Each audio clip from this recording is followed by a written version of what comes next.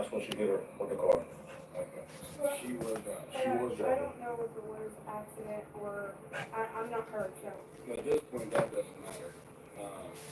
She was behind the wheel. She didn't do anything. She hit somebody. So at this point, we kind of have to do something about it.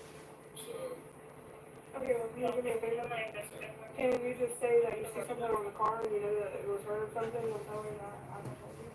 yeah.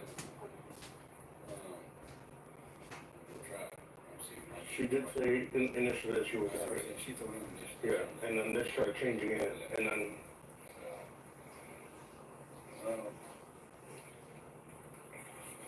you were driving this car? You were driving this car? This is my grandma's car. Were you driving this car? I'm asking a question. I was driving that Okay. car, yes, sir.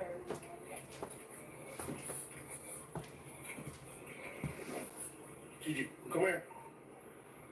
Yes. Did you hit her with this? What did you hit her with? Huh? What did you hit her with? I didn't hit her.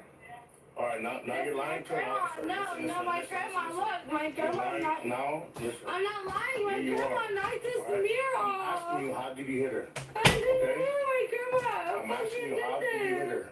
With what My other vehicle? grandma did this. You're not listening to me, okay? I need you to relax.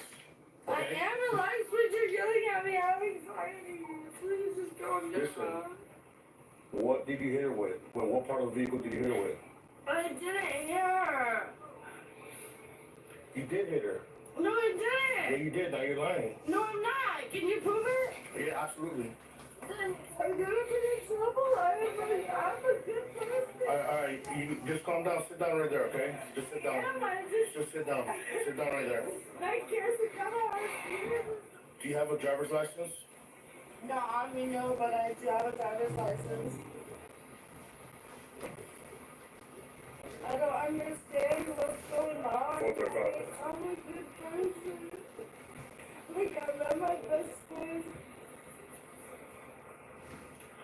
10-4. She's gonna be the driver. Vice President Kamala Harris's running mate. If that weren't enough, I'm here with Anthony and It's so tall. Do you see yourselves in space? I know this, man. Stay tuned now, weeknights at 8 Eastern, 5 Pacific, on NBC News Now. What is running now?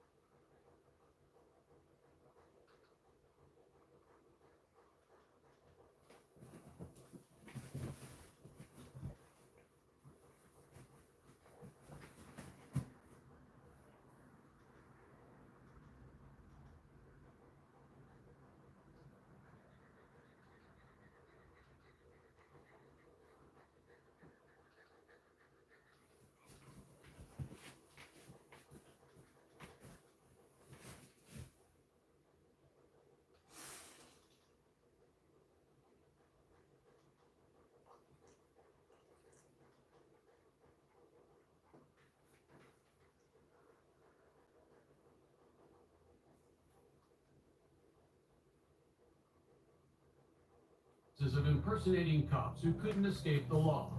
Starting with our first case, an impersonating cop helps the Miami Police Department arrest himself.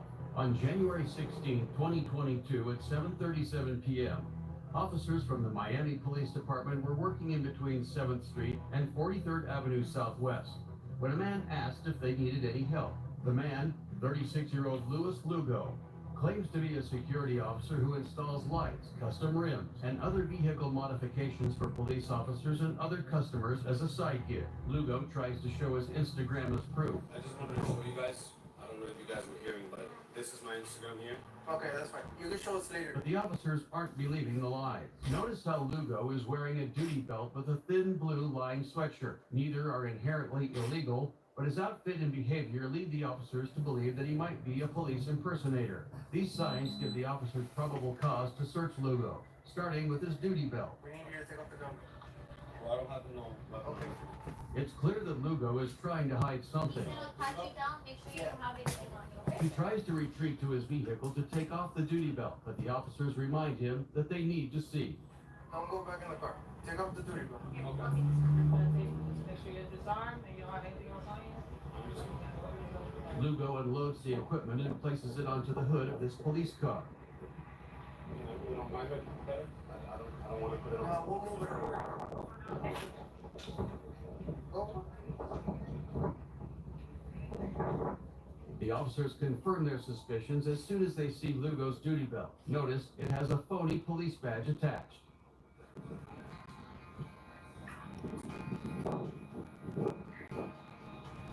But it gets even worse as the officer checks Lugo's pockets.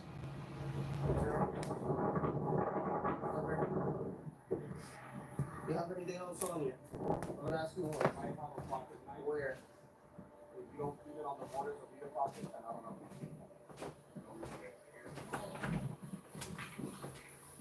Is it cool if I go into your pockets? Is it cool if I go into your pockets? You have anything that can pinch me?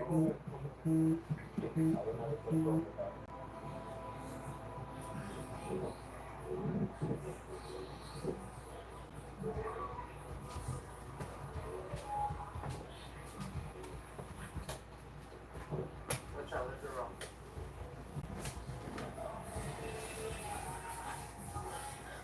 Is your wallet?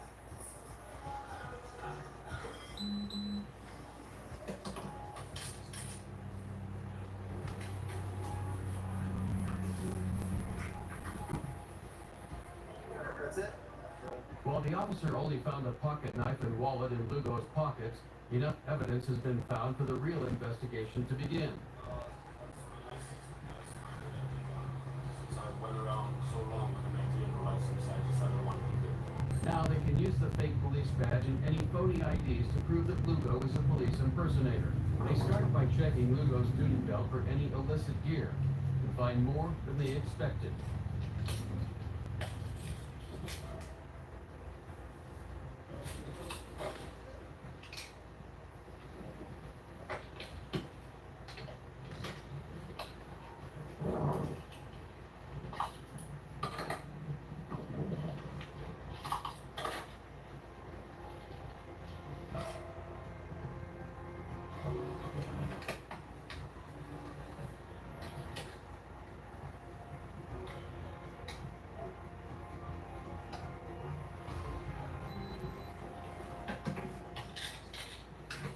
Lugo's duty belt is packed with police equipment, including handcuffs, a radio, an ASP baton, a Glock 22, firearm magazines, and a flashlight. It's obviously meant to resemble a standard police duty belt. To check the legitimacy of his firearms, one officer goes back to her cruiser to run Lugo's ID.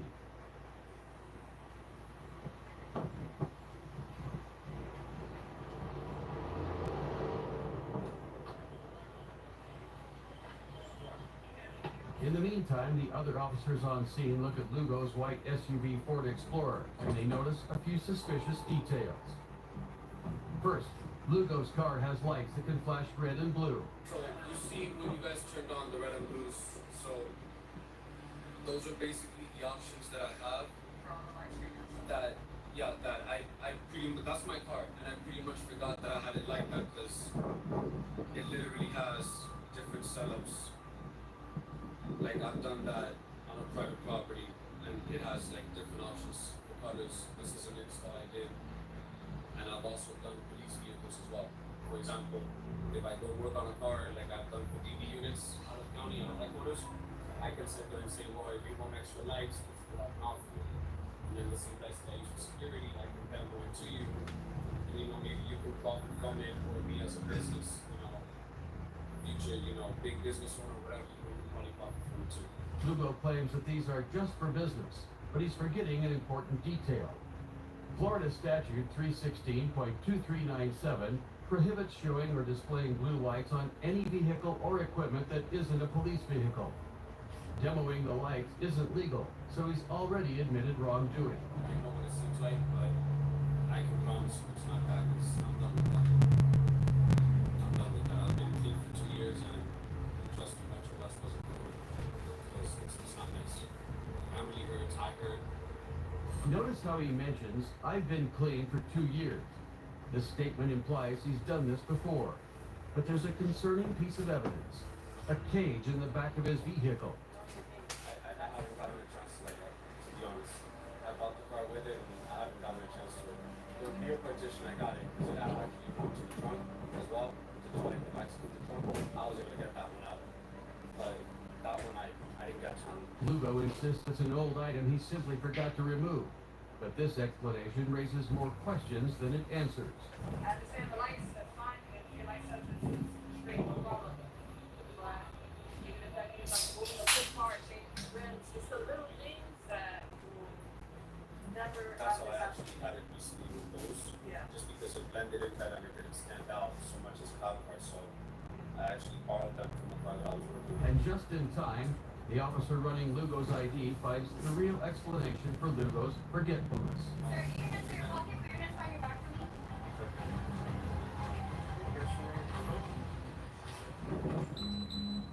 I'll talk to you now, I'm gonna explain your rights.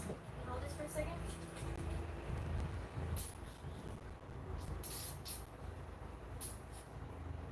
Explain to you why you're being arrested. We'll talk about it in my car, okay? Did you guys ask him if he's been arrested before? Yeah, the criminal history.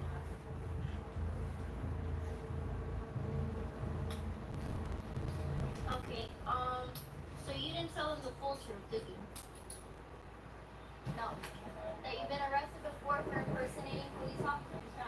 Mention that slightly when he said he was not trying to do that.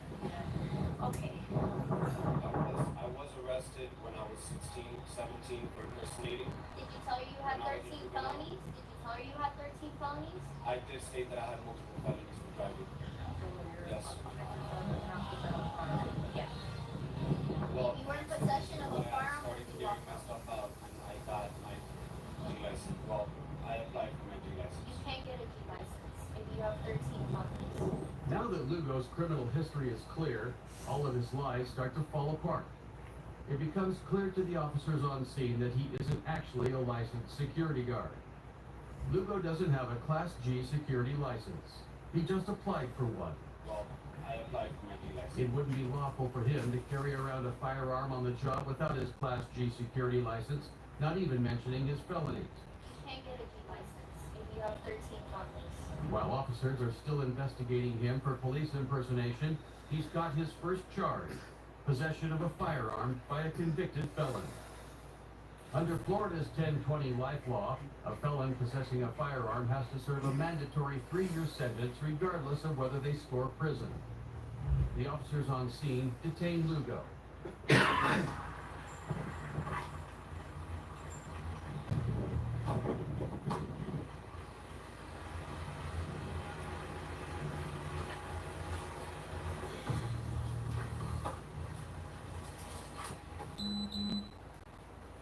It will only get worse for Lugo, as they now have probable cause to search Lugo's vehicle.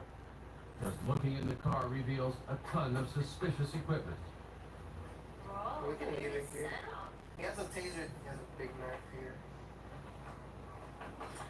What is this? What is that? What's that? Executive escorts. Chief officer. I don't know them. I don't feel bad for him anymore.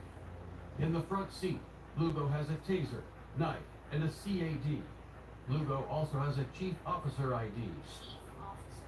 Executive escorts. I don't know them.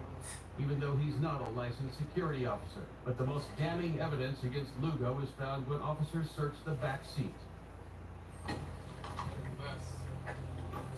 Oh, it's probably in here.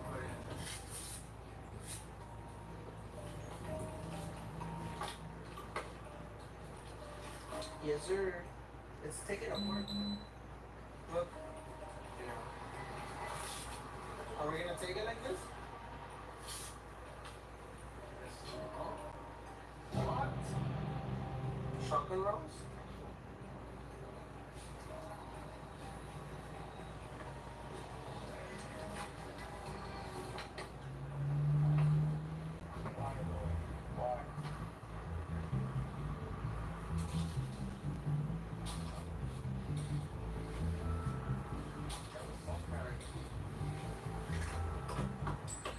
Okay, so I guess we're taking these pieces.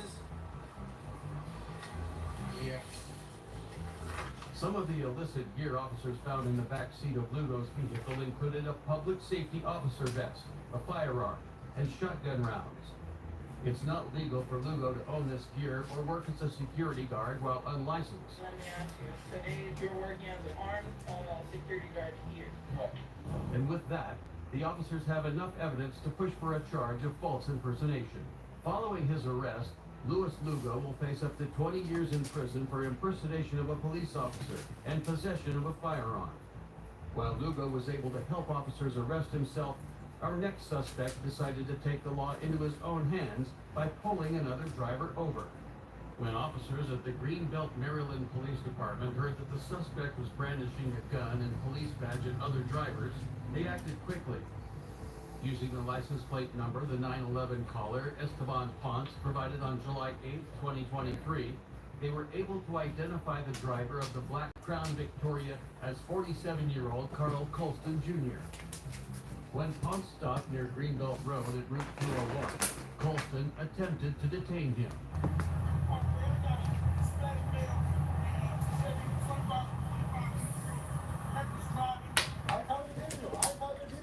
But he fled when Ponce threatened to call the police.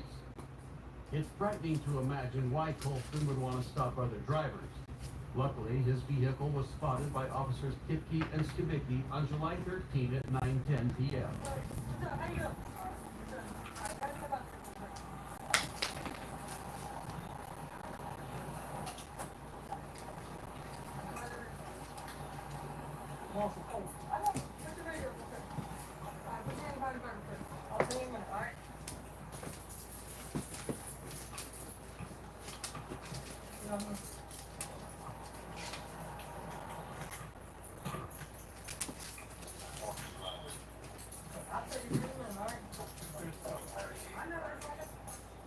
Judging by the handshake the self-assigned Marshal Colston is claiming to be, he doesn't expect to be detained as he stepped from his vehicle. Notice his attention to detail in order to deceive the public, with his vehicle being a Crown Victoria, a standard police service vehicle in Maryland, and he's about to find out the reasoning for his detention.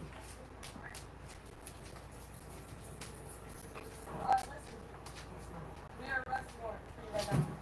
Yeah, we'll take you back to the car, alright? It doesn't take long for Officer Kipke to confirm the story about Colston brandishing a weapon. She immediately finds a firearm when searching Colston, although it's proved to be a BB gun. Hey, you're sick.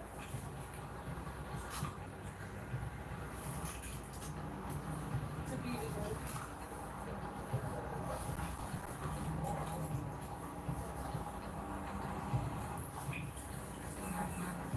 Alright, look. It's a BB gun, looks like. It's a BB gun? They just carry it over the weekend. This is same thing. Hold on. Okay. That's a BB gun. In the state of Maryland, there is no direct law for this, so displaying the weapon in an intimidating manner, regardless of its ability to be lethal or not, leaves Colston open to receiving a reckless endangerment charge, punishable by up to a 5-year jail sentence. And there is only more to find as the search continues. For what? She said it.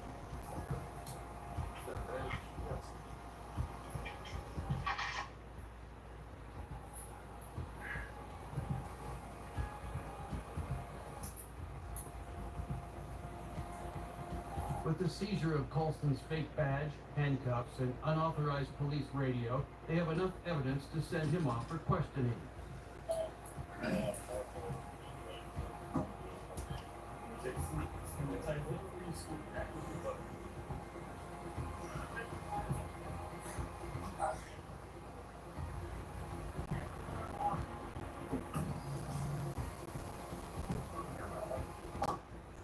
Upon further inspection of Colson's vehicle, it unearthed an array of phony police equipment, landing him charges of impersonating a police officer. And since he had an active unauthorized police radio, interference with emergency communication. Combined, they carry a maximum sentence of 7 years behind bars. Click the video on screen and watch as I delve further into more cases.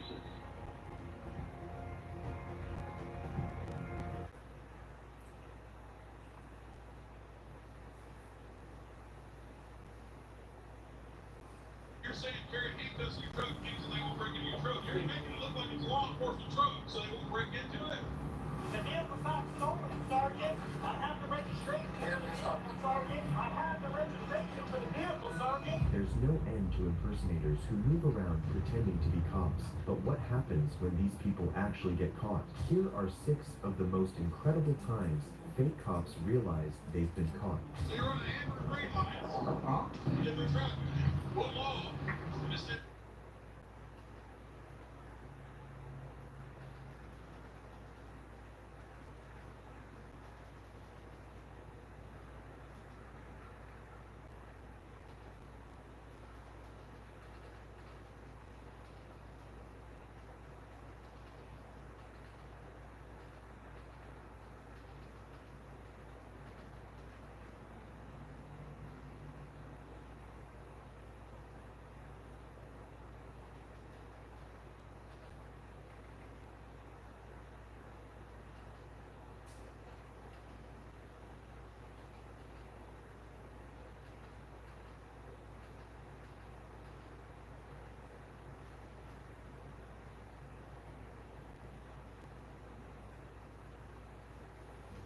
Alright, now throughout my life, I've had a few brushes with the old Grim Reaper, if you will. I mean, I did do a cartoon on the time that I fell asleep at the wheel and crashed my car like an idiot. Surely if I'm capable of doing something like that, chances are I've had a few other near-death experiences in my life. So today I'd like to go over a few more times where I peeked at the Grim Reaper's Uno hand, if you will, and cheated death. Now the first instance I want to go over is the time that I spun out on the highway. Or excuse me, the 3 separate times that I spun out on the highway. Now I don't know what the odds are of surviving 3 spin-outs, but you can call my ass Bruce Willis from the movie Unbreakable, because I'm either lucky as hell or I'm invincible. One of the two. Now the first time I spun out on the highway, I was driving in the rain. And yeah, I might have been speeding and doing some stupid speed racer shit in my Chevy Cavalier. Who's to say? Well, next thing you know, I'm frisbeeing across the highway like a maniac. Now, luckily on this instance, I came to an abrupt stop and I didn't hit anything.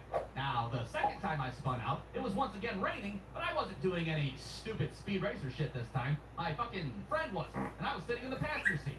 Well, next thing you know, we're fucking boomeranging the metro across the highway, but luckily, once again, we came to an abrupt stop, and we didn't hit anything. Now, the third time that I spun out on the highway like a stupid idiot, it was snowing outside, and my dumbass ex was the one that was driving at the time. Well, next thing you know, we hit a patch of black ice, and yep, you guessed it, we're fucking helicoptering an F-150 across the highway. This time, we fucking hit some shit, that's for sure. Initially, we slide ass first into the guardrail, then we fucking tomahawked? I don't know, I'm running out of shit that spins. We fucking breakdanced this F-150 across 4 lanes of highway, and then promptly smashed head first into the other guardrail. Now, thankfully, we didn't murder anybody, and nobody was seriously hurt. Well, nobody besides the F-150, that is. That truck was fucked 6 ways to Sunday. And I guess I should mention that, it wasn't even my ex's truck. It was her brother's brand new truck that he was letting us borrow to move a couch, of all things. Oh, what the fuck? The guy just pumped up my truck like it's last week's homework? But hey, guess what? We didn't die. We cheated death. So take that, Grim Reaper. I see that fucking white drop form your hand, you shifty little bitch. You can't kill me. All right, possible vehicular suicide. Jack, what's next? Well, another time that I screen peeked the old Grim Reaper and once again cheated death was a time when I was duck hunting with my dad when I was a kid. Now, on this day, it just so happened to be windy as hell outside. And when I say windy, I mean fucking like Helen Hunt windy out there. I don't know what the hell we were doing out there in the first place. So we're walking along the woods when suddenly we hear something that sounds like a lightning bolt. But instead of a lightning bolt, there was a fucking giant tree branch coming down right on top of us. Now, I have 2 specific memories of what happened next. One was me running like it was the goddamn apocalypse, and two was seeing my dad run, which was a very strange sight. It was like seeing your fucking math teacher in the grocery store. It was unnatural. I was looking back like, what the fuck? When did my dad learn how to run? Now, luckily, we escaped getting murdered by...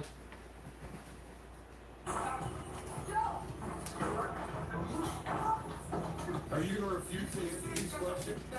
Are you gonna answer these questions? Relax, relax. Stop resisting. Stop resisting. Right? Talk to you again.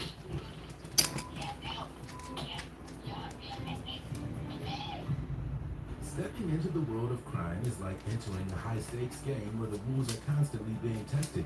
Most criminals try to outsmart the system, but some take it to a whole new level, pushing the limits of what even the most seasoned officers can handle. These aren't your everyday lawbreakers. They're bold, unpredictable, and sometimes just too much for the cops to handle. These are the moments when the tables turn, and the cops are up against criminals who are way more than they bargained for. Today we're diving into when cops face overpowered criminals.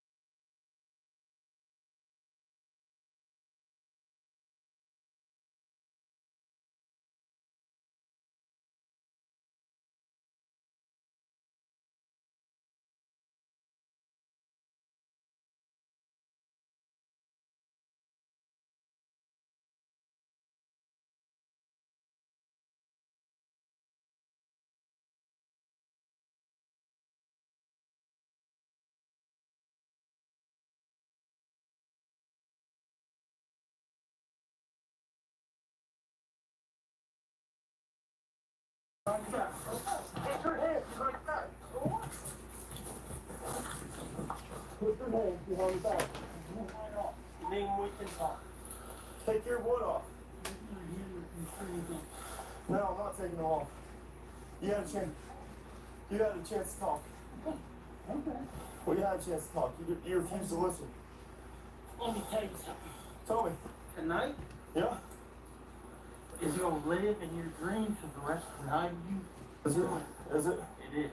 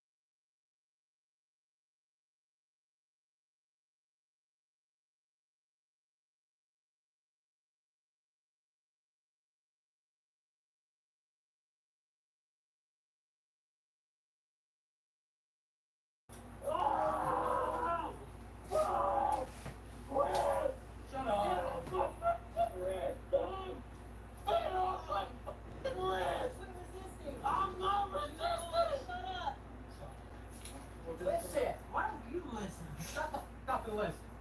There's Brett.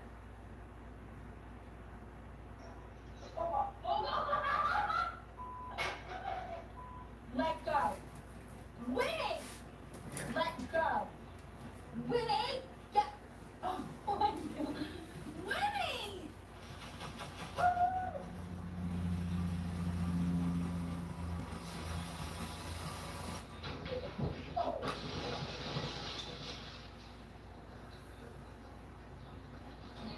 Don't say anything. That coach.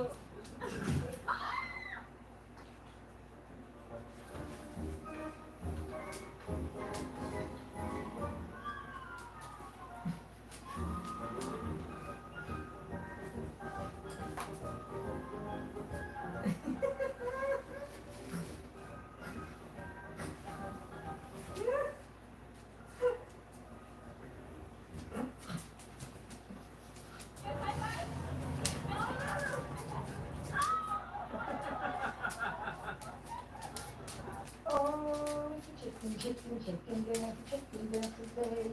Another day of chicken dancing, dancing right away. My name is Tony, teeny tiny Tony, dancing that is me.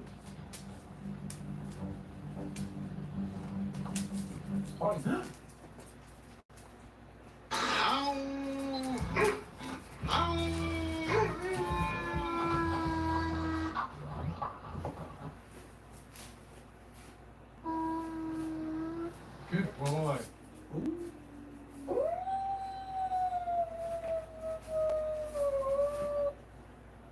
love you. I love you. Happy Valentine's Day. I love you.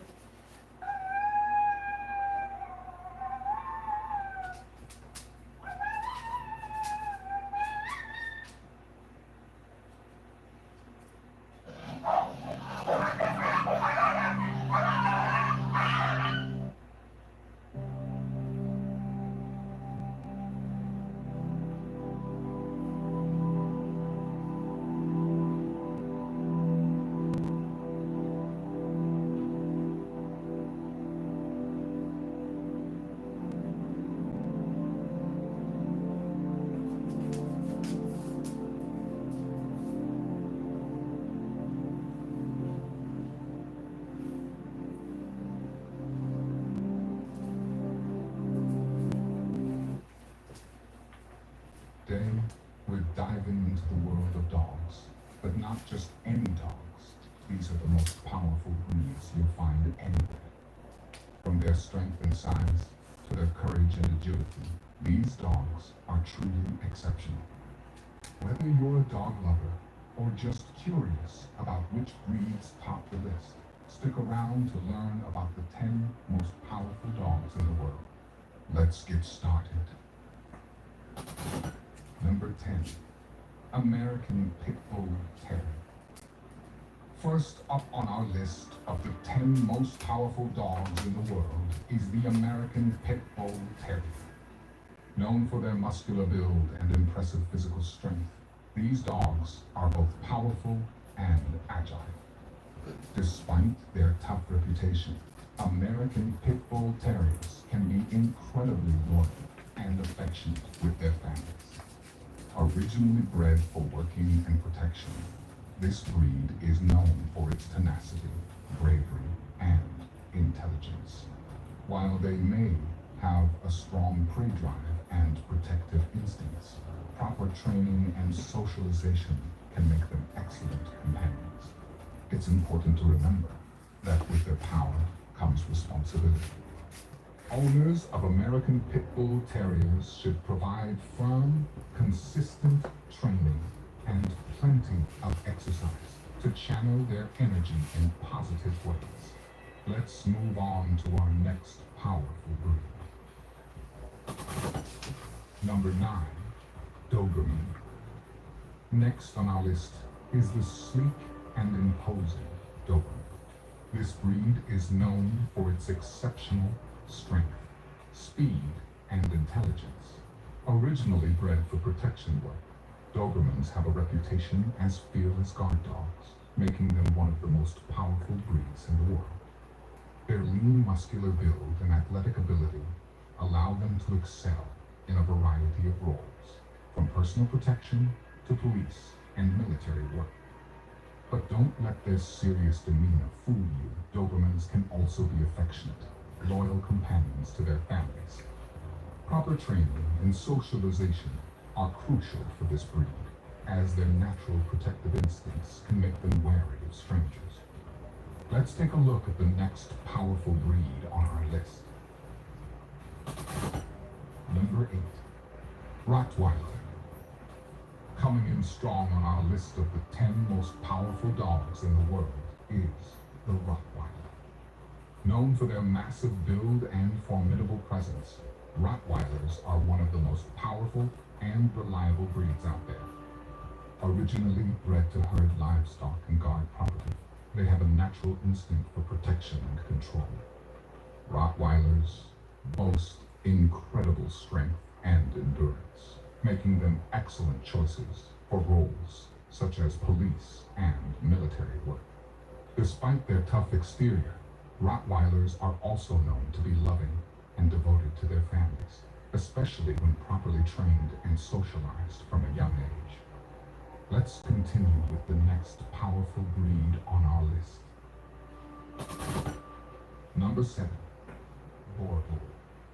Next up on our list of the 10 most powerful dogs in the world is the Boer Bull, a formidable breed for its strength and imposing presence.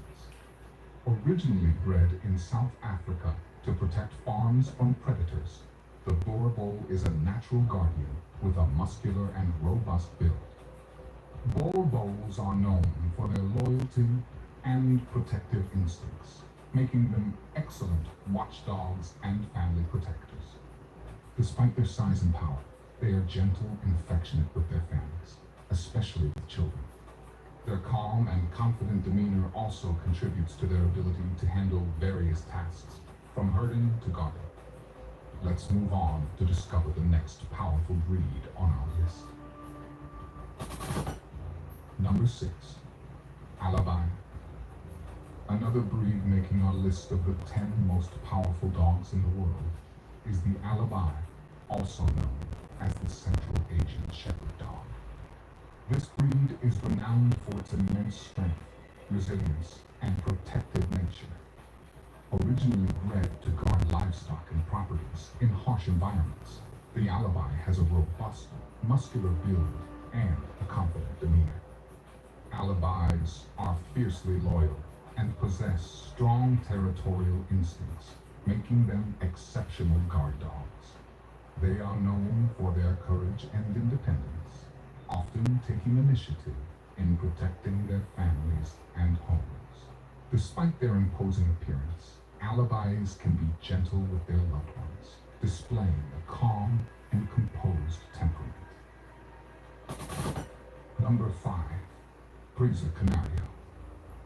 The Presa Canario, also known as the Canary Mastiff, is a breed that commands attention with its sheer strength and muscular build. Hailing from the Canary Islands, this breed was originally developed to work with livestock and guard properties, showcasing its protective instincts and endurance. Despite its imposing presence, the Presa Canario is known for its loyalty and affection toward its family. They form strong, lasting bonds with their owners and can be incredibly devoted companions. When it comes to protection, their courage and natural guarding abilities make them exceptional watchdogs and defenders of their home and loved ones. Number 4. Cane Corso. The Cane Corso, originating from Italy, is undeniably one of the most powerful dogs in the world. With a commanding presence and a muscular, well-built frame, this breed exudes strength and resilience. What sets the Cane Corso apart is its incredible ability to combine brute force with agility and intelligence. This breed's imposing stature, combined with its keen senses and protective instincts, makes it a superior guardian capable of facing down any threat. Its massive strength is balanced by a calm, controlled temperament, making it a reliable and efficient protector. Number 3. Caucasian Shepherd. Introducing the Caucasian.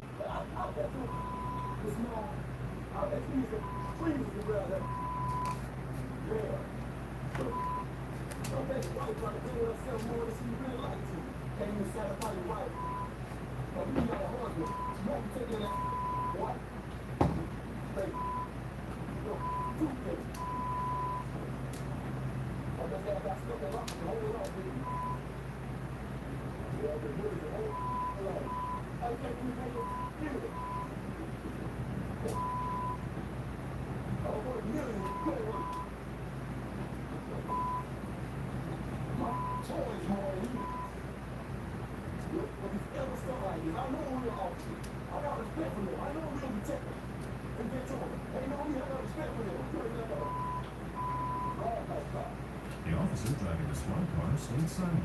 It takes a lot of patience to not engage, but it's a good tactic to try and de-escalate the situation and not encourage bad behavior. If you thought Channing sounded crazy here, just wait, because it got a whole lot worse and a whole lot more personal.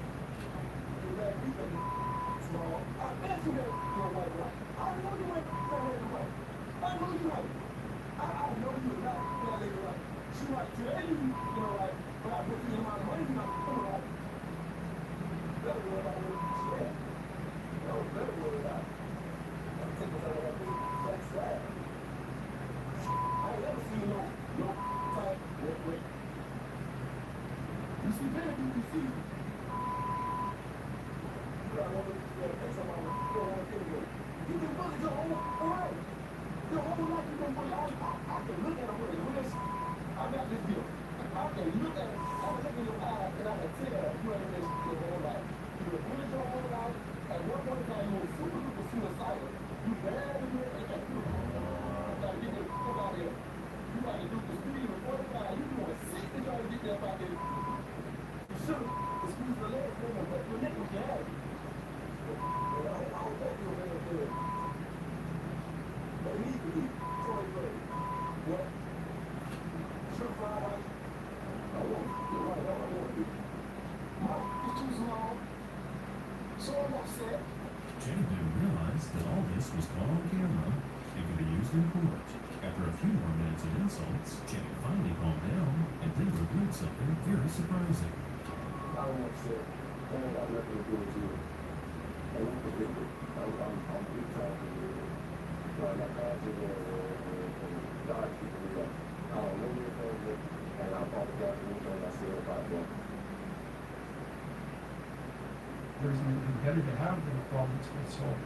If it's really been solved, right? And so the more of that you take on, the more you have a reason to get out of bed in the morning, no matter what. I'm getting up, I'm trudging forward. Doesn't matter what I'm suffering from, I've got things that need to be done. They're necessary. And that gives you that sense of purpose that is the antidote to bitterness. Now, there's lots of different ways to interpret the world, and you can maybe even make a case that there's an endless number of ways to interpret the world. And the problem with that is that it kind of disorients you in terms of what you should be doing. But just because there's a very large number of ways to interpret the world doesn't mean there's a very large number of productive, meaningful, and sustainable ways to interpret the world. These people that you're comparing yourself to, you don't really know very well. What that means is that you see their shiny outside, but you don't see the reality of their life. Well, first of all, there's danger in just comparing yourself to others, period, because they're not you, and God only knows what struggles they had to undertake to get to where they were, or what burdens they're currently carrying that you're not aware of. You can certainly contrast yourself with yourself, and that's a lot better. The possibility that you can make yourself slightly better on a continual basis is, I think that's something that's accessible to everyone. I think that's equivalent to leading a virtuous life. If you do not listen to that thing that beckons you forward, you will pay for it like you cannot possibly imagine. You'll have everything that's terrible about life in your life and nothing about it that's good. And worse, you'll know that it was your fault and that you squandered what you could have had. Always take into account the cost of what you're doing now. Right? Because what people tend to think is, whatever I'm doing now is risk-free, and here's a bunch of options. It's like, no. Whatever you're doing right now has all sorts of risks. You're just blind to them because you've habituated to them. They've become invisible. So if you keep yourself in the fog, then you can't tell when you screwed up. Now that isn't so good because you're still screwing up. You're just too blind and self-blind to notice. Although in the short term, that's less painful. If you make your criteria for success razor sharp, then you know every time you screw up. But that's great because then you can fix it, or maybe you can adjust your damn plan. Either way, you can fix it. It seems to me you might as well make it the best one you could live in because you don't have anything better to do.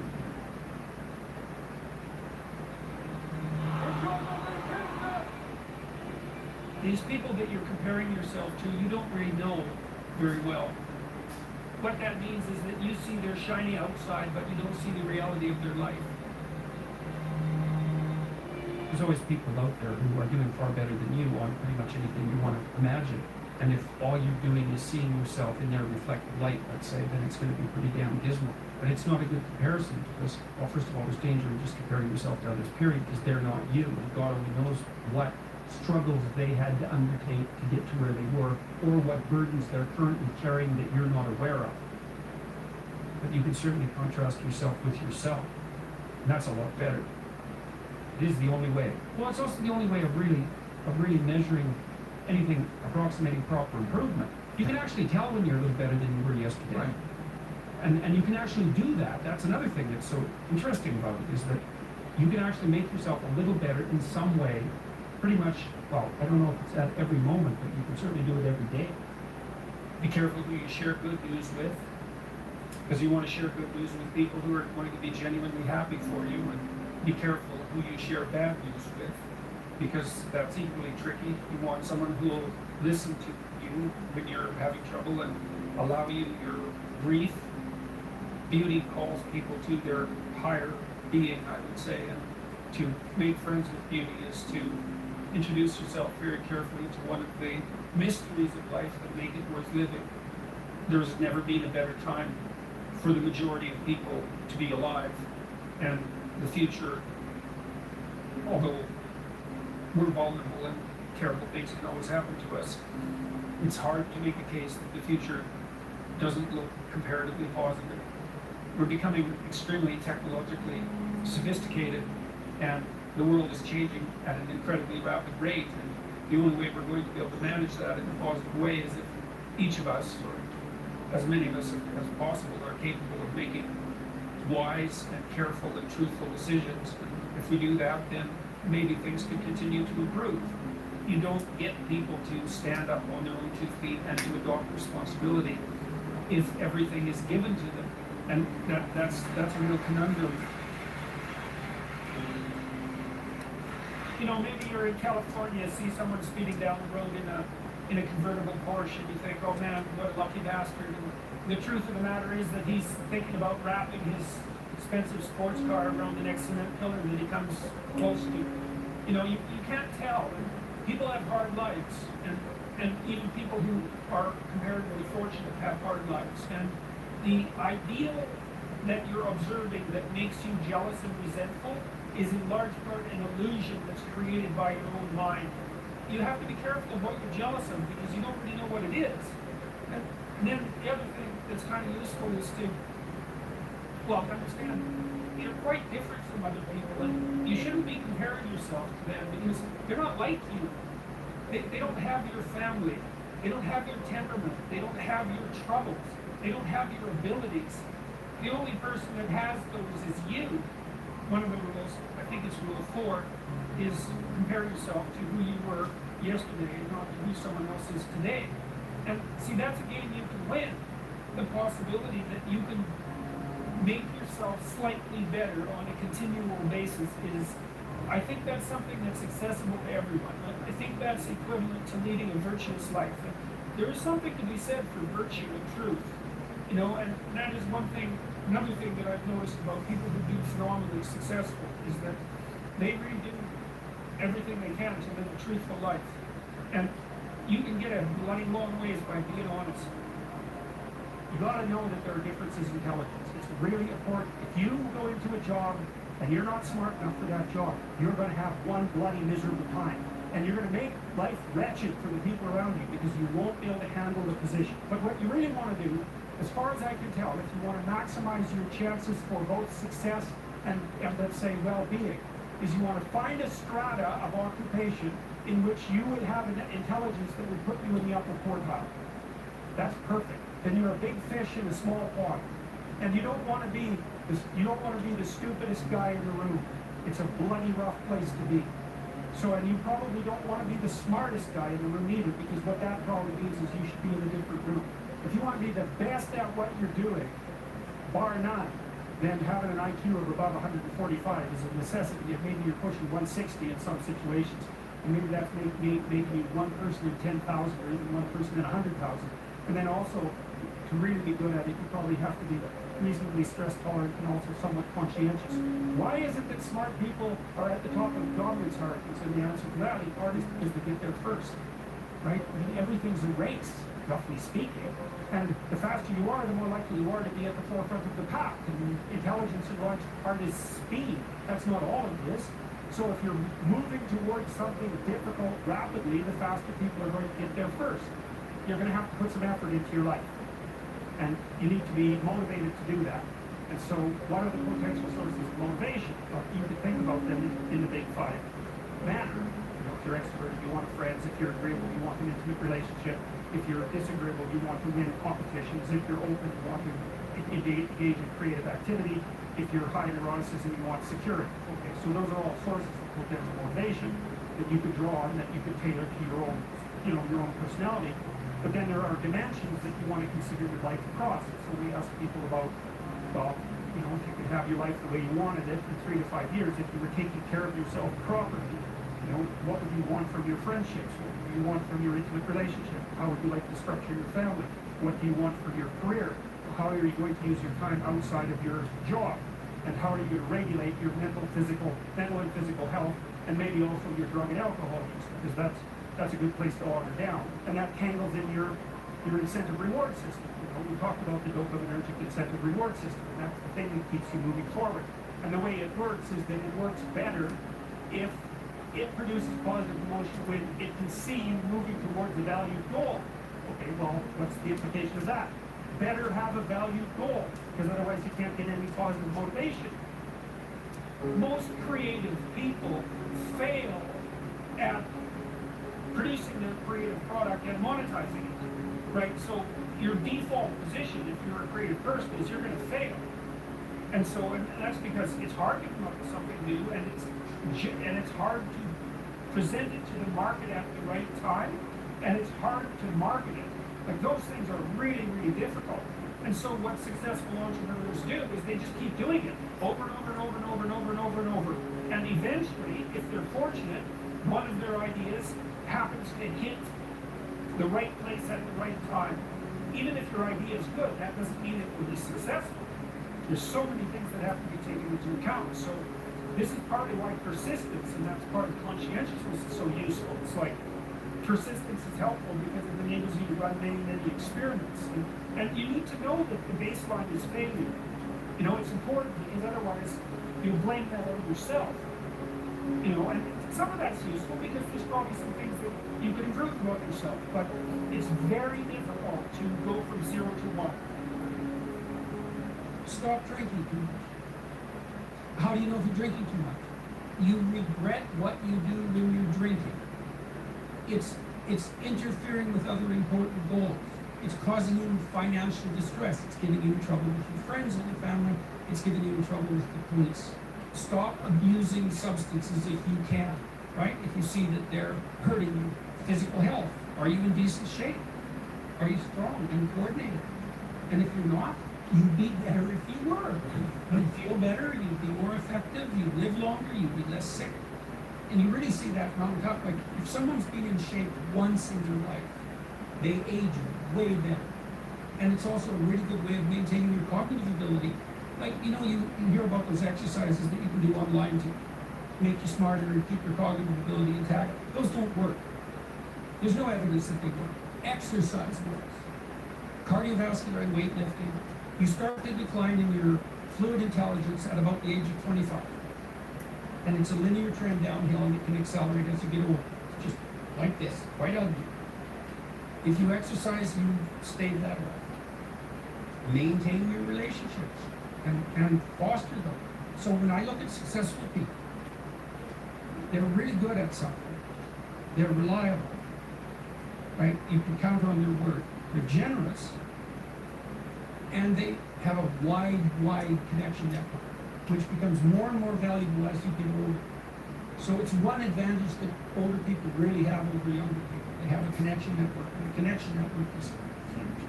Well, you could be connected to 1,000 well-connected people. Okay, that means you are connected to the entire world. Right, it's unbelievably valuable. And that's one of the things that's so absolutely remarkable about the situation that I'm in right now. As far as one of the great benefits is I can contact pretty much anybody and they'll talk to me. It's like, really? That's so cool.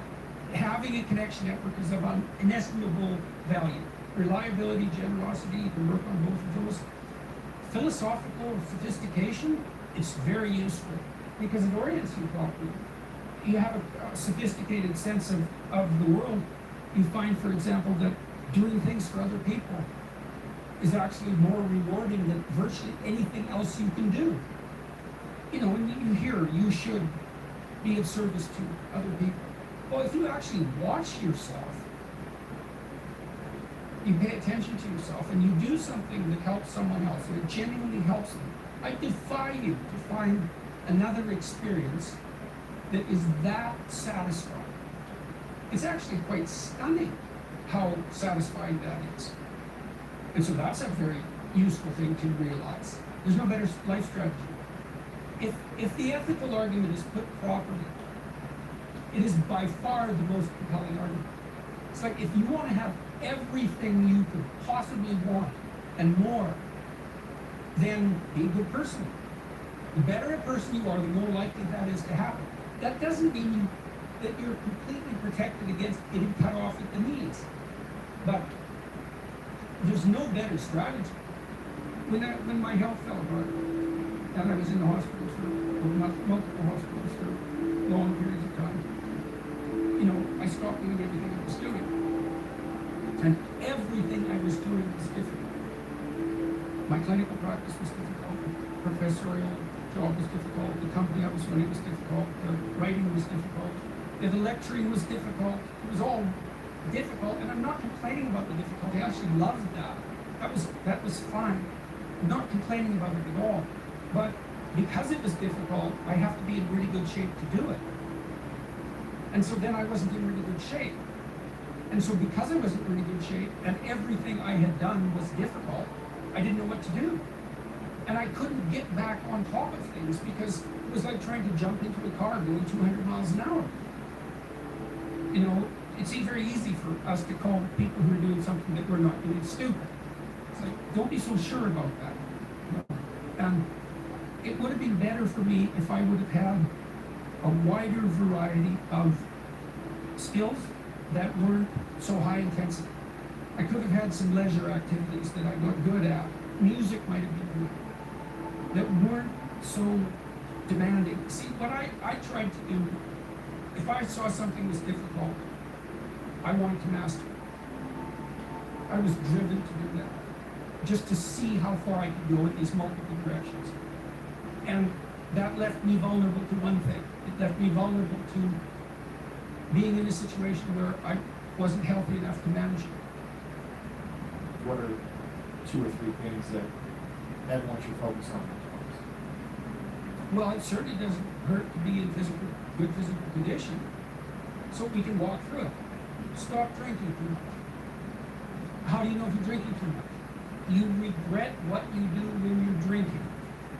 It's interfering with other important goals. It's causing you financial distress. It's getting you in trouble with your friends and your family. It's getting you in trouble with the police. Stop abusing substances if you can, right? If you see that they're hurting your physical health. Are you in decent shape? Are you strong and coordinated?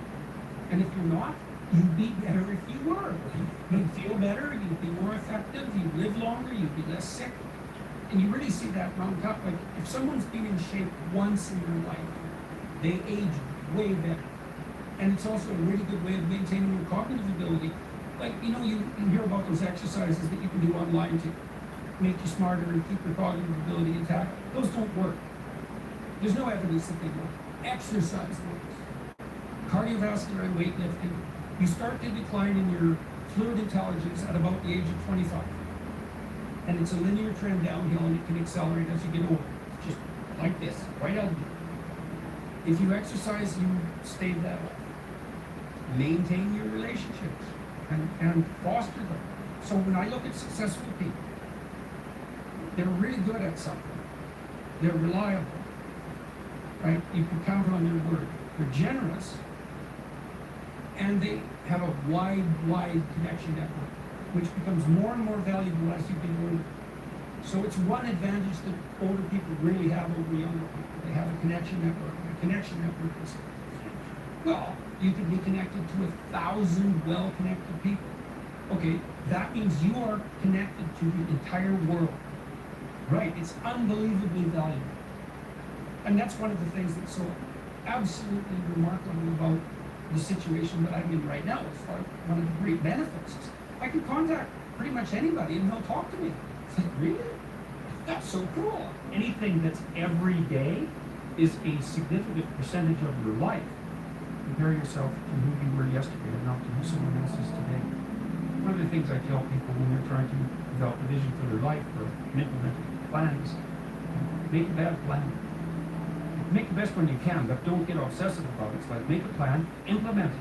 You'll figure out when you implement it why it's stupid, exactly, and then you can fix it a little bit. Then you can fix it a bit more, and you can fix it a bit more. I don't think that I've ever been in a situation where if something wasn't going right for me and I sat and thought, okay, all right, I'm willing to figure out what I'm doing wrong, which is a big thing to think because you never know how much you're doing wrong. It might be something that you really don't want to pretend with. But if you clear some space to meditate on that, the probability that you'll figure out something that you did that was stupid, that's bending you and twisting you in the wind, you'll get an answer very, very rapidly. The answer to how you pay for your past sins isn't by jumping off a bridge. Well, how much do you need to be beat up? Enough so you fix the problem. No more than that. Minimum necessary fix. Don't hit anything harder than it needs to be hit. That's a good rule of thumb. Is there something I can do now to atone for what I failed to do in the past? So let's say you go over your past with a fine-tooth comb and you decide you're going to take responsibility for everything that you did that was wrong, everything that you failed to do that you could have done that was right. Does that change the world? Depends on how thoroughly you do it. But you might say it changes the world like nothing else possibly can. And I think that's actually right. And that's also a frightening thought because it means that things would be way better than they are if you weren't so damn useless. It's unlimited power that's associated with genius, but it's constrained. And that's really what the human spirit is like, is it has this aspect of the infinite. When you don't get what you want, then a landscape of questions emerge, and those questions can resonate through different levels of your identity, from the trivial, oh, I told a joke wrong, to the profound. There's nothing desirable about me and I'll be alone for the rest of my life. It's daunting to even consider that, and then there's the discipline and responsibility that necessitates, which is also daunting. Like, oh my God, the problem's that serious? I'm really gonna have to get my act together in order to not contribute to it, much less solve it. And so the problem is terrible, and then the solution is daunting. When I commit to something and make sacrifices, if something's valuable, you make sacrifices to attain it. That discovery of sacrifice is one of the primary factors separating human beings from animals, because we discovered that we could let go of something we value in the present, and we would gain something we value even more in the future. God aim at something. It's like otherwise your life is meaningless. Well, what should you aim at? Well, I don't know. Well, pick something. Aim at it. As you move toward it, you'll get wiser. Then maybe your aim won't change. That's okay. But at least it'll change in an informed way. It's like discipline yourself in one dimension. See what happens. That's exciting. If you do not listen to that thing that beckons you forward, you will pay for it like you cannot possibly imagine. You'll have everything that's terrible about life in your life and nothing about it that's good. And worse, you'll know that it was your fault and that you squandered what you could have had. All right, you've got 3 years now. You're going to live 3 years. Devote those 3 years to setting the world up around you so that it's the best it can possibly be for you. As if you were taking care of yourself, as if you cared for yourself. Well, what would that look like? Let's say, just for the sake of argument, if you figured out where you were, that you could have what would be best for you. Well, what is that? I bet you never ask. People don't ask. So life comes at them like random snakes, and we sort of fend them off. Life goes by and things don't work out the way people expect them to. But a huge part of that is they didn't know where they were, because they wouldn't look, or didn't know that they should look. Ignorance and willful blindness were 2 great catastrophes, and they never figured out where they wanted to go or why. Now, there's a problem with figuring out where you want to go. And the problem is that you make your conditions for failure clear to yourself, and people don't like that. So if you keep yourself in the fog, then you can't tell when you screwed up. Now, that isn't so good, because you're still screwing up. You're just too warmly self-minded to notice. Although, in the short term, that's less painful. If you make your criteria for success razor sharp, then you know every time you screw up. But that's great, because then you can fix it. Or maybe you can adjust your damn plan. Either way, you can fix it. It seems to me you might as well make it the best one you could live in, because you don't have anything better to do. You can't make yourself interested in something. Interest manifests itself and grips you. That's a whole different thing. And so what is it that's gripping you? How do you conceptualize that? Is that a divine power? Well, it's divine as far as you're concerned because it grips you and you can't do anything about it. And so there's a calling in you towards what you're compelled by, what you're interested in. And sometimes that might be very dark and sometimes not. But you're compelled forward by your interest. And so the idea that what moves you away from your country and your father's house and the comforts of your childhood home is something that's beyond you, that you listen to and hearken to. That's exactly right. And you can say, well, I don't want to call that God. It's like, it doesn't matter what you call it exactly. It doesn't matter to what it is, what it's called. It still is.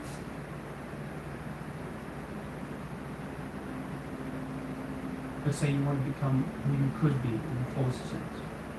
Well, let's say you're someone who's going to solve some serious problem. Okay, the first thing you have to do is admit to the seriousness of the problems. That's no joke.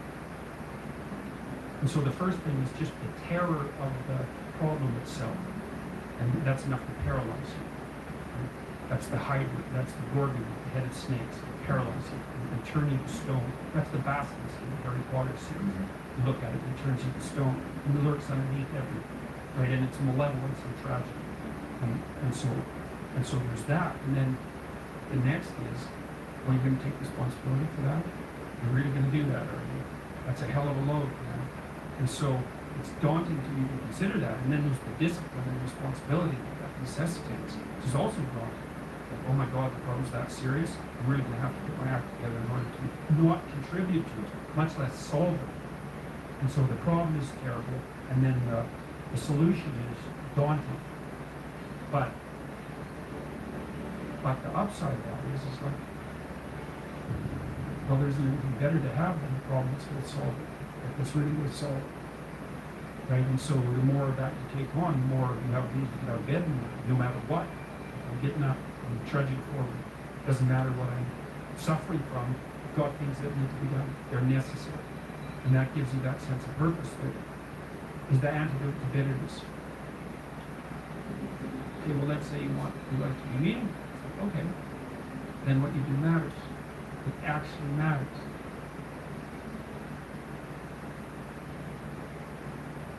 So that's an interesting thing. Well, so let's say you go over your past with a fine-tooth comb and you decide you're going to take responsibility for everything that you did that was wrong and everything that you failed to do that you could have done that was right. Like, does that change the world? Depends on how thoroughly you do it. You might say it changes the world like nothing else possibly can. And I think that's actually right. You have to allow yourself a certain latitude for error. And that's a useful thing to know too. One of the things I tell people when they're trying to develop a vision for their life or an implemented plan is make a bad plan. Make the best one you can, but don't get obsessive about it. It's like make a plan, implement it. You'll figure out when you implement it why it's stupid. Exactly. And then you can fix it a little bit. Compare yourself to who you were yesterday, not to who someone else is today.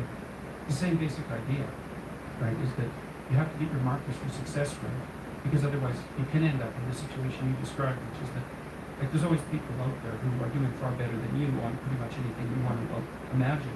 And if all you're doing is seeing yourself in their reflected light, let's say, then it's going to be pretty damn dismal. But it's not a good comparison, because you shouldn't just compare it. Well, first of all, there's danger in just comparing yourself to others, period, because they're not you, and God only knows what struggles they had to undertake to get to where they were, or what burdens they're currently carrying that you're not aware of. You just don't know any of that. But you can certainly contrast yourself with yourself, and that's a lot better.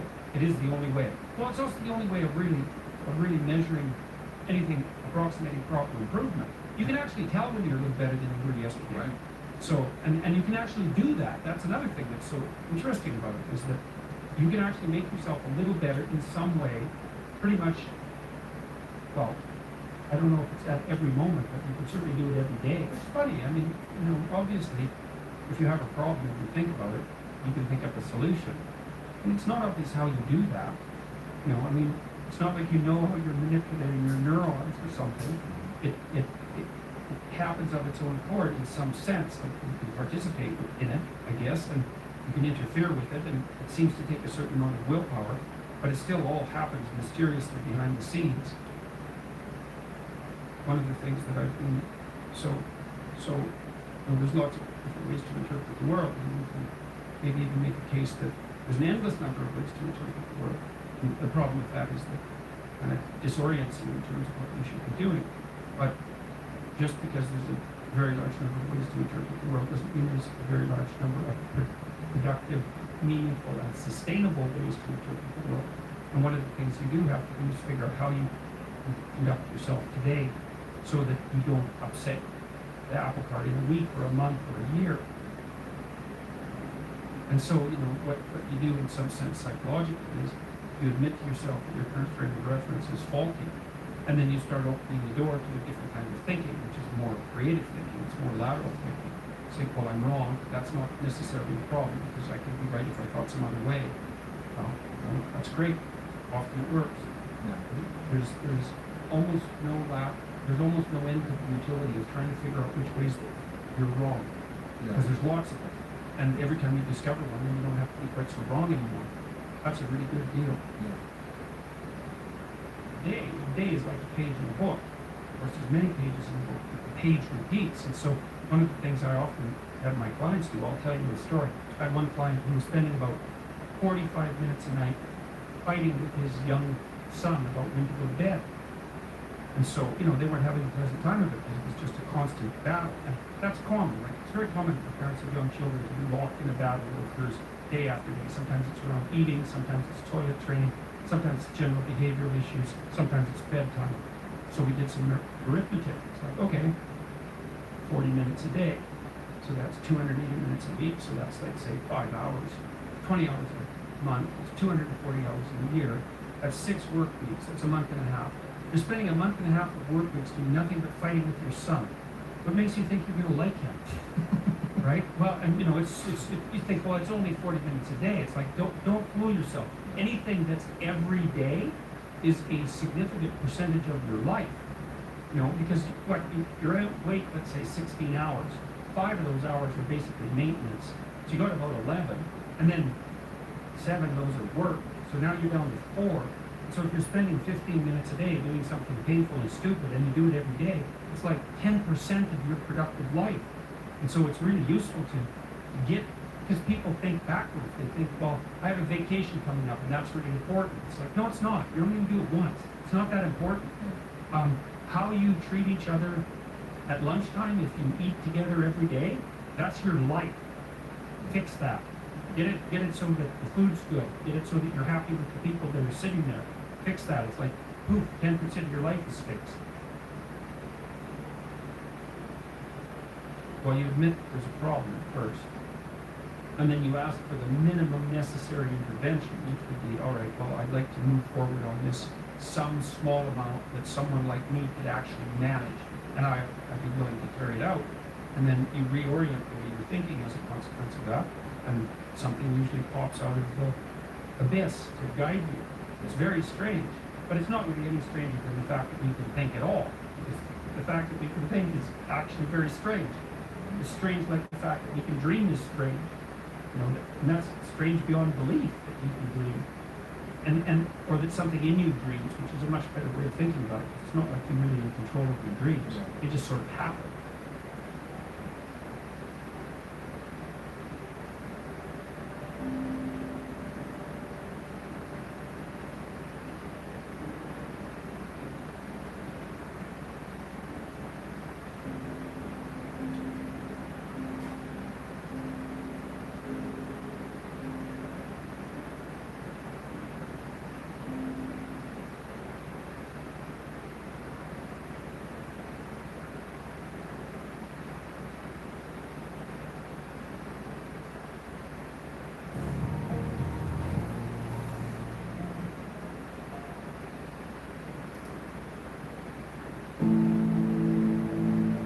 Overestimate yourself, but don't underestimate who you can be.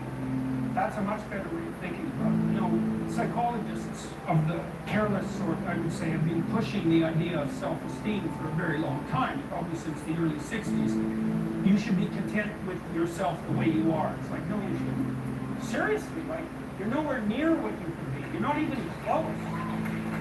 Right? And so that's a way more optimistic message. Like you ain't seen nothing yet. That's the right message. And so I would say, don't overestimate yourself now, but don't underestimate your future self. And you have so much influence as an individual if you get your act together that you can't believe it. There isn't anything that has more influence than that. You have all the power that there is right where you are to put things right around you.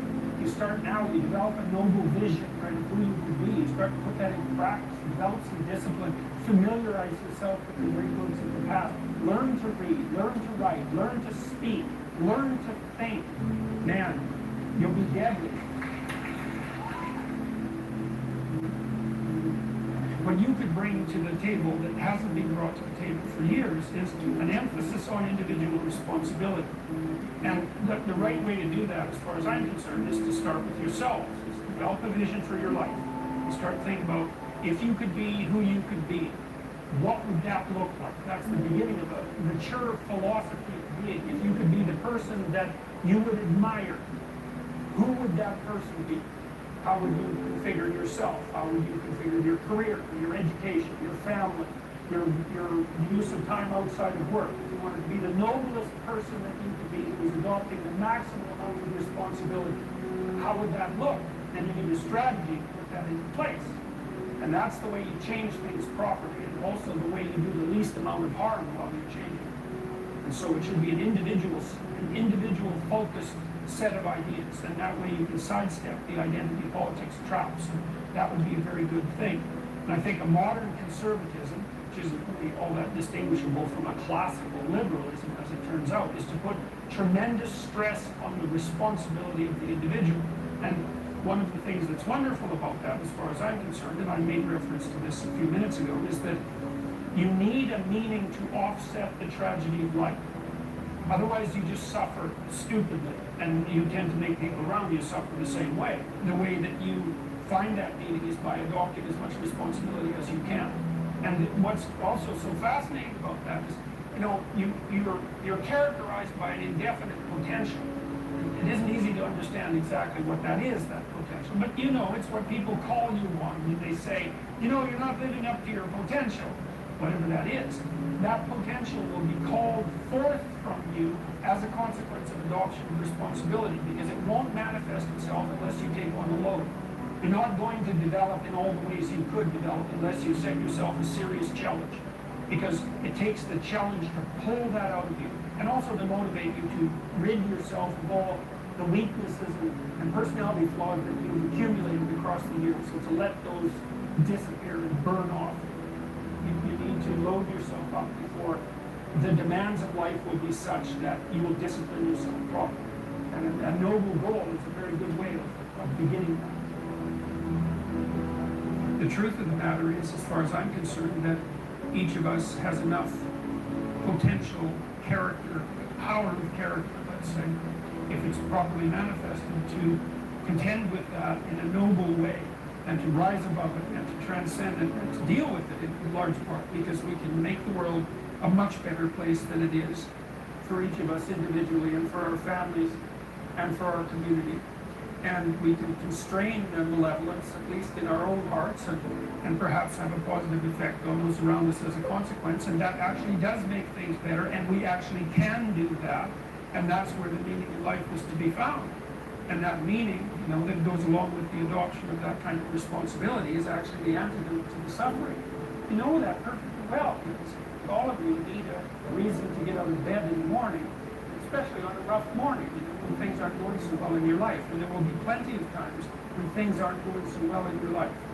And you still need a reason to get up and get moving and get out there. And if you have adopted the responsibility at an individual level to make things better, given how bad they are, if you've adopted the responsibility to make things better, then you have a reason to get up. And so one of the things that I've been stressing to people is that there's very little difference between the meaning in life that gives you fulfillment and that engages you in existence, and the willingness to shoulder as much individual responsibility as you can possibly handle. Those are the same things. And that's a really useful thing to know. And you kind of know this, right? Everybody knows this, because, first of all, if you're not living up to your responsibilities, even to take care of yourself, the probability that you're going to be ashamed of that at some level is extraordinarily high. And so your own soul tells you that you're in error, so to speak. But also, if you look at who you spontaneously admire, which is a good indication of where your value system really sits, you'll see that the people you admire are always people who take responsibility for themselves, and responsibility for their family, and responsibility for their community. Get your act together. You've got things to do in the world. The absence of your full being in the world leaves a hole that is filled by terrible things. At minimum, you have an ethical responsibility to ensure that the world doesn't devolve into something approximating hell. And at maximum, you have the responsibility, again, the ethical, and it's a heavy ethical responsibility, to do everything that's in your power to make things as good as you can possibly make in a sophisticated manner that takes you and your family and your community into account. And it's on you, right? And that's meaning. You know, when people say, well, I'd like to have a meaningful life, it's like, well, fair enough, but the price that you pay for the meaning that transcends tragedy is the adoption of responsibility for the catastrophe of existence. But that ennobles you, right? It makes you into someone strong, and someone competent, and someone who's worthwhile, and who lives in a manner that justifies their own suffering. And that's what, there's nothing better that you could possibly do than that. So although there is a very large number of ways of looking at the world, perhaps a near infinite number of ways of looking at the world, there isn't a near infinite number of ways of acting in the world in a manner that actually is successful. So there are constraints on how you can interact with the world in a successful manner. Let's assume that you don't want undue pain and anxiety. You can just start with that. I think that's a reasonable proposition. You can tolerate some pain and anxiety if it's in the service of something greater, obviously, but I just mean pointless pain and anxiety. We don't want any more of that than is necessary. And that means that you have to take care of yourself to some degree. But the manner in which you take care of yourself is severely constrained. This is partly why you have to be intelligent and careful and plot your way through life properly.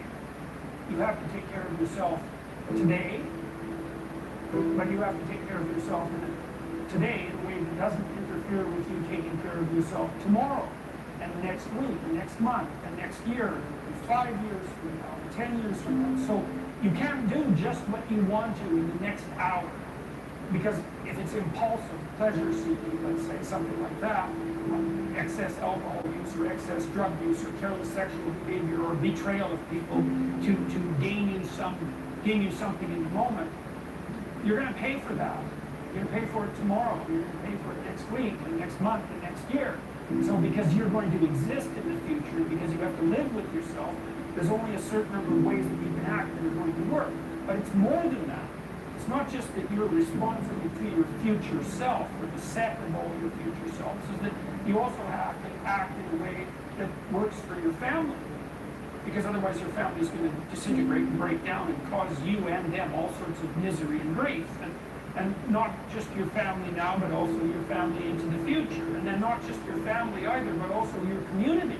And so you have to set your aspirations so that they serve you in the broadest sense over a long period of time, and they also serve your family, and they also serve your community, and that's a very tight set of constraints. And I think that the best solution to that set of constraints from a philosophical perspective, or maybe even a theological perspective, is to view the world as a place not of groups, but of individuals, of sovereign individuals who are responsible for their destinies, responsible for their families, and for their communities.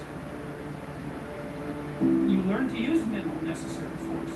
It's like you don't defend yourself any more than you have to. Like, be careful. Don't push any harder than you need to.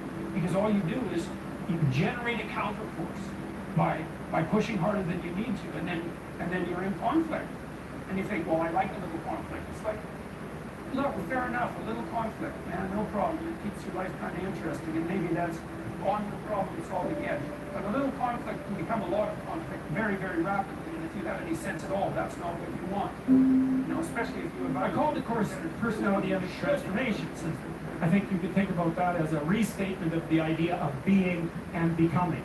And that's what you are. You're, whatever that means, you're an entity that both is and is transforming. And there's a rule that goes along with that, which is don't sacrifice who you could be for who you are. which means if you have to choose to transform in a positive direction or maintain your current position, then it's better to transform in a positive direction. Who are you? You're the thing that transforms who you are. But on top of that, you're the thing that transforms who you are. You are the thing that is, and you're the thing that becomes. And you should put the thing that becomes at a higher place than the thing that is. That means you also have to allow yourself to shake off those things about you that you might be pathologically attached to, habits and people, for that matter, ways of thinking, all of those things. You have to allow yourself to shake those off. That's more like a burning. You might say, well, I don't know what I should leave behind. And the answer to that is, that's a lie. You know some of the things that you should leave behind. All you have to do is ask yourself. You'll come up with a list instantly of 100 stupid things that you're doing that you know you could stop doing. Some of them maybe you don't know you could stop doing. It's like, well, fine, leave those alone for now. But there's a bunch of things you perfectly know well that you could stop doing that would improve your life. Everything that makes you anxious, or everything that makes you upset, is the same as every other thing that's ever made you upset. All those things that have made you upset, you've never dealt with. They're all laying down there at the bottom of your nasty little soul, waiting to pop themselves up in some random utterance, right? And so then you go in there at your peril, because if you're the person who pokes around in that, then you're going to get blasted with all of that stuff. It's going to come out like almost uncontrollably, and sort it out. What's behind the game you're playing? And the answer to that is all the world that you're ignoring. Always. You're trying to do well in the class, and you get a bad grade. Why did I get this C-? What is it? The answer is, you don't know. Do you not know what you thought you knew? Are you not who you think you are? Do you not work hard enough? Are your values not organized properly? Do you misuse your time? Are you in the wrong field? Is the way you're construing your life completely inappropriate? Are you acting out what your parents wanted you to do, and you're pissed off about it, so you're only running at 40% despite them, despite the fact that they're paying $25,000 a year for your education? When you're in the world and something objects to you, something that matters objects to you, then in the entire unrealized world is in that thing that objects. It's all tangled up inside it. That's why it's the great dragon of chaos. It's everything that's outside of your conceptual structure. And what is that? It's everything that lurks outside of your walled city. Well, you get your C- and you don't do anything about it. Maybe you're a little bitter and more resentful, and your study habits get a little worse. So the next time you get like a D+, and then you collect a bunch of Fs, and then you stop going to school, and then you stop showering, right? Then you end up jumping off the bridge. And so that's how the dragon eats you when you don't pay attention to it. And so it's no bloody wonder that people avoid, It's really no wonder that they avoid, because error messages contain within them the implicit world. Now, the upside of that is, well, they contain within them the implicit world. And the world isn't all negative. The C- can be the best gift you ever had, and that's the gold that the dragon hoards. That's exactly what that means. Every time you try to learn something, you're going to make a mistake, because what do you know? So you're going to make mistakes. And if the rule is every time you make a mistake, you're going to go jump off the bridge, then that's not a useful problem-solving strategy. And so, when you make a mistake, you don't get to beat yourself to death with a club. You've got a problem. Something has objected to you. Then the question is, well, what does that mean? Well, maybe you're not looking at the world right. Maybe your goals are wrong. Maybe you're not acting properly. It's okay. So, the question that arises when an obstacle emerges is, which part of this structure needs attention? And the first answer can't be all of it. Right? Because there's a piece that's broken somewhere, and then you might think, well, let's assume it's a little piece to begin with. That's the right mechanism. Watch the people around you like a hawk. Whenever they do something that you think is good, you tell them, try to do something good. And creep right back into their persona. And they'll look around and see if anyone noticed. And sometimes they'll be punished for it, and then they won't do it again, so don't do that. But then, now and then you think, hey, I saw you do this, and it was actually pretty good. I know you don't want to because you really want to dominate them, and you don't want them thriving, because then they'd be competition to you, and you wouldn't be able to go complain to your mother about what a miserable partner you have, and you know how delightful that is. So you have to forego all that pleasure if you actually help your person develop. So you got to get over all that. It's really annoying. It's dangerous because they might outshine you. Well, good. then you have someone to compare yourself to. That'd be a good deal. It's really rough with kids, you know, because parents will stop their children from succeeding beyond them. They get jealous. And then they'll put them down. And then they have kids that do not like them. And they'll pay for it. If you aren't suffering from self-imposed misery, and you're only suffering from inescapable misery, maybe you could handle that. You know, you could survive, you could bear it, and even maybe without becoming irredeemably corrupt. So the goal would be, well, yeah, life is a rat's nest of miseries. Maybe it has no ultimate meaning. We could say that if we're feeling particularly pessimistic, but it still leaves one question open, which is, if you didn't do everything you could to make it worse, how good could you make it be? And the least answer is, well, it could be tragedy, but maybe not hell. That's the most pessimistic proper state. The worst case outcome, in the worst of all possible worlds, is that your life could be tragic, but not hell. You're at your mother's deathbed, and all you and all your idiot siblings are arguing. Well, that's the difference between tragedy and hell. You walk away from a situation like that, sick of yourself and sick of everything else too. And you know, it's often the case that tragic circumstances bring out the dragons, because the stress is high and all those things that people haven't dealt with, they don't have the energy to repress, and all the bitterness comes pouring forward. If you were all gathered around the bed of someone close who was dying, could you manage it? If the answer is no, it's like, well, put your life together, because it's going to happen. And you should be the person who's there that can do it, and do it properly. And then maybe you find that it isn't the sort of thing that will undermine your faith in life itself. You don't want to be the thing that clings so desperately to the raft that you can't let go when someone comes to rescue you. You don't want to be that. So then you think, well, exactly what are you? You're not the chaos, you're not the plan. Maybe you're the thing that confronts the obstacle. And then when you know even further that the obstacle is not only an obstacle, but opportunity itself, are you so sure that this is a problem? Is that the only way that you could look at it? Or is it an opportunity? And maybe you're in the order, and maybe you're in the chaos, but those can flip on you. And maybe you shouldn't be in either of those places. Maybe you should be right in the middle.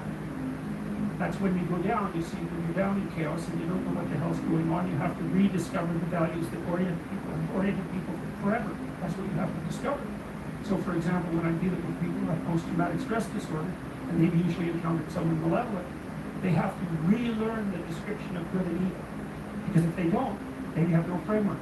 They're lost. They think, well, there's malevolence afoot in the world, because the only thing that a monster won't mess with is another monster. You might say, well, I don't want to transform myself into a monster. It's like, you don't have a choice. You can either be a pathetic monster, or you can be a monster with some power. Those are your options. There's no non-monster alternative. Weak or strong. And I don't mean strong like dominating tyrant strength. That is what I mean at all. I mean strength like functioning at a funeral strength. And that's a kind of monstrosity. And when you're down in chaos, that's what you have to rediscover. You want to be safe? Forget that. That's not in the cards. You're not going to be safe.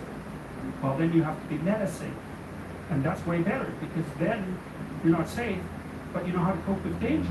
Well, fine.